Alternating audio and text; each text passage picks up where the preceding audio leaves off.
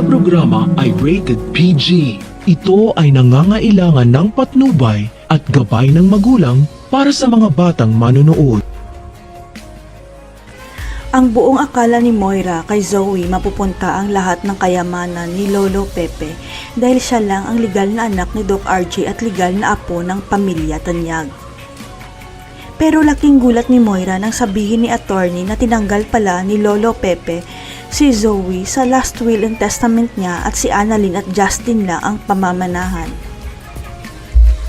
Pero may pag-asa pa si Moira at Zoe dahil hindi pa final ang revised last will and testament ni Lolo Pepe hanggat hindi niya ito napepermahan kaya may mamanahin pa rin si Zoe. Ang ipinagtataka lang ni Giselle kung bakit tinanggal sa last will si Zoe in a last minute ng papa nila sa araw pa mismo na nawala siya kaya hindi matahimik ang isipan ni Giselle. Mas lalong lumakas ang kutob ni Giselle na may ginawa si Zoe kay Lolo Pepe kaya tinanggalan siya ng mana na kinontra naman ni Doc RJ dahil kampi siya kay Zoe. Hindi naman alam ni attorney kung bakit ni-revise ni Lolo Pepe ang last will and testament niya at si Zoe lang ang tinanggal sa pamamanahan niya dahil sa telepono lang sila nag-usap. Hanggang sa biglang bumalik ng Pilipinas ang bodyguard at pinagkakatiwalaang tauhan ni Lolo Pepe na si Quinito at siya ang magbubunyag ng pinakatago-tagong sekreto ni Zoe.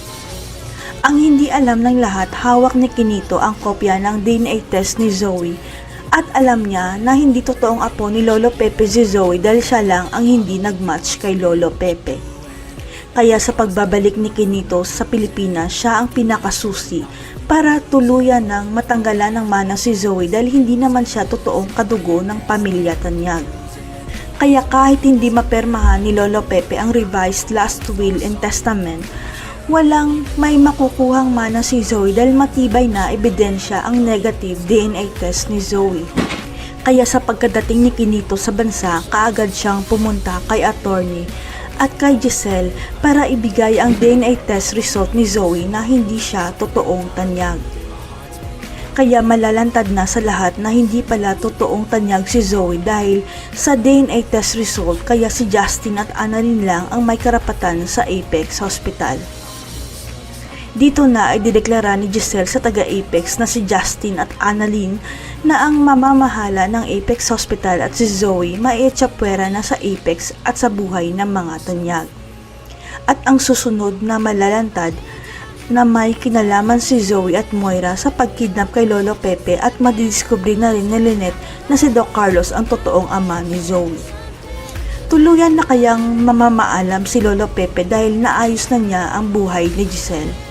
Magpapaalam na rin kaya si Zoe dahil hindi niya nakayanan ang pagpaparamdam ni Lolo Pepe. Abangan.